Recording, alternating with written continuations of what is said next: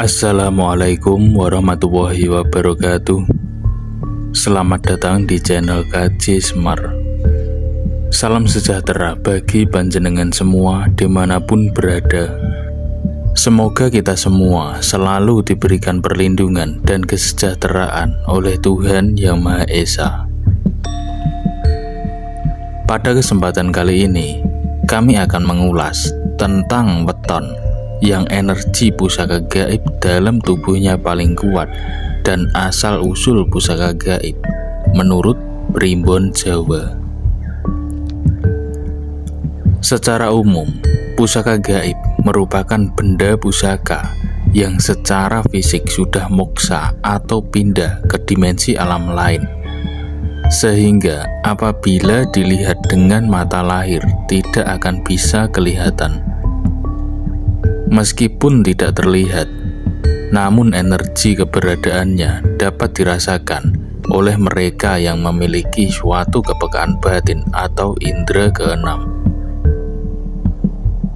Ada beberapa sebab kenapa benda pusaka bisa moksa ke dimensi lain dan kemudian menjelma menjadi pusaka gaib. Sebab yang umum adalah karena benda pusaka tersebut diambil oleh jin. Kebanyakan dari kita mungkin sudah tahu bahwa dunia jin kurang lebih sama dengan dunia kita, sehingga wajar jika jin pun ingin memiliki suatu benda pusaka.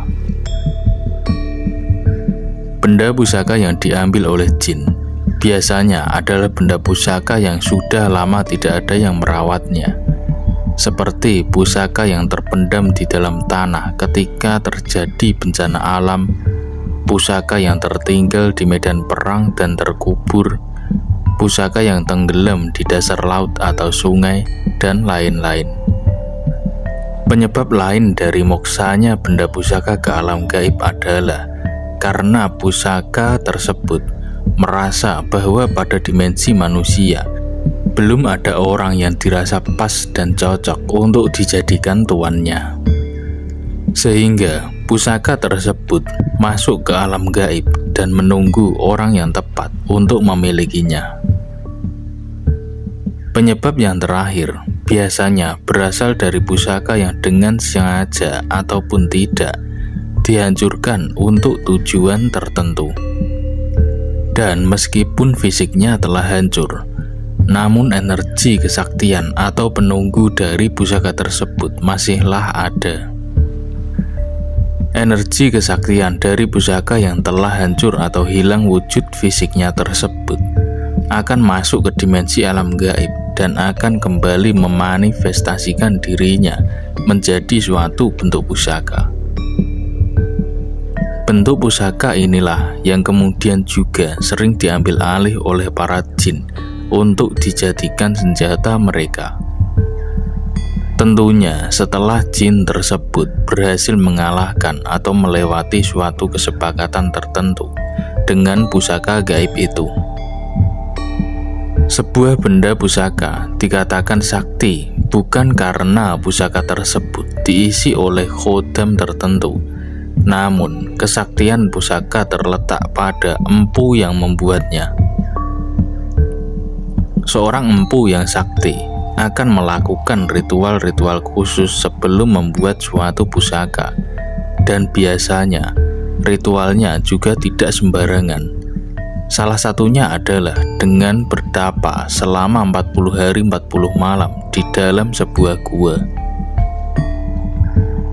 Dan ketika dalam proses pembuatannya, empu tersebut akan melibatkan kesaktian dan segenap unsur dari alam semesta.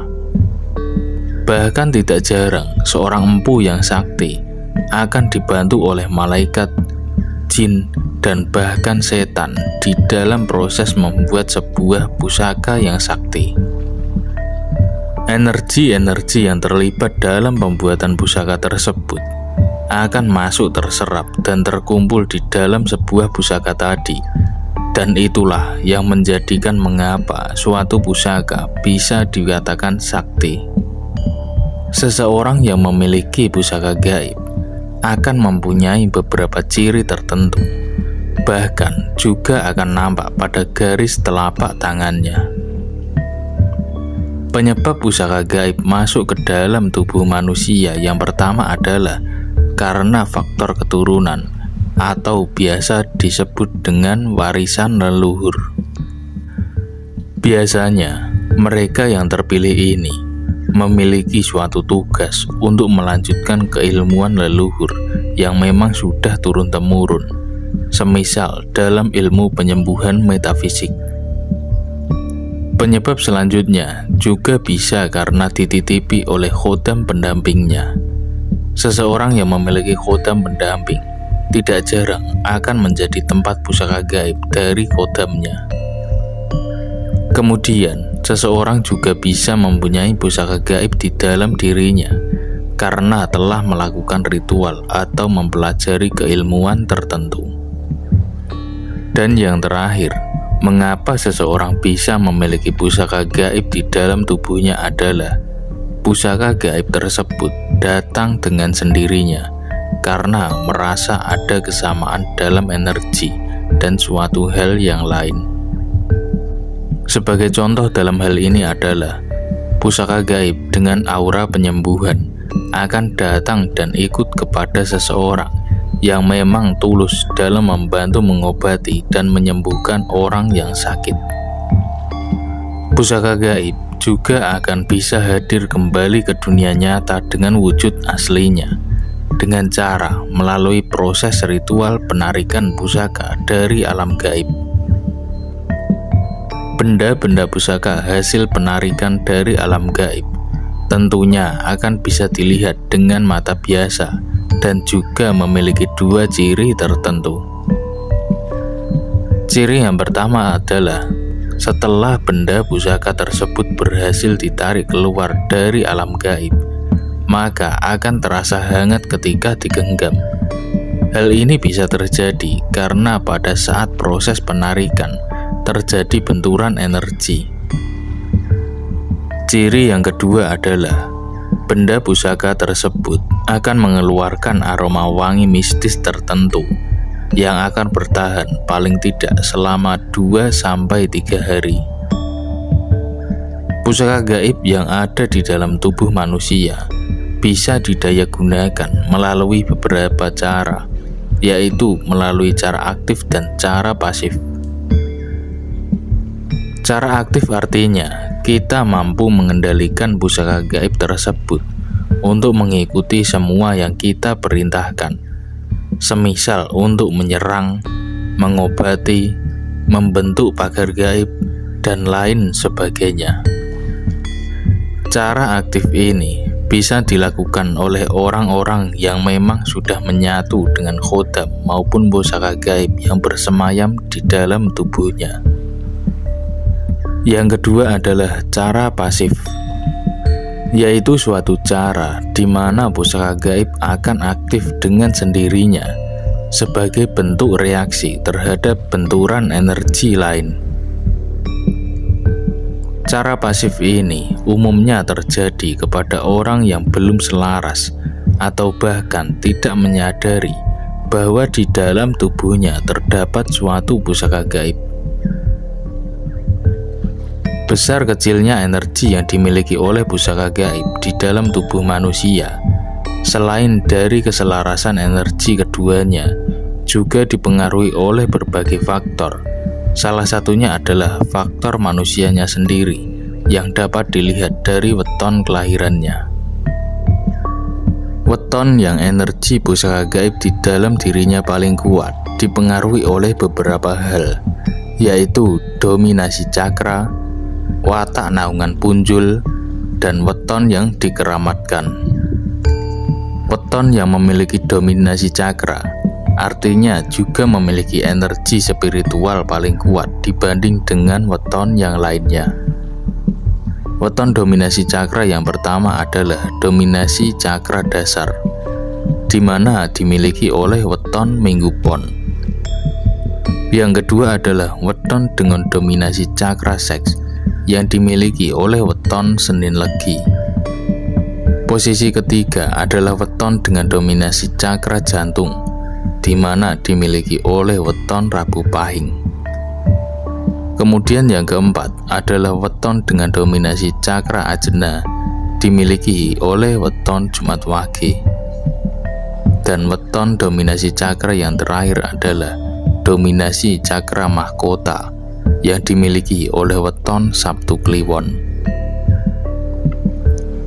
Kemudian weton yang pusaka gaib dalam tubuhnya paling kuat juga dimiliki oleh weton yang berada dalam naungan watak punjul.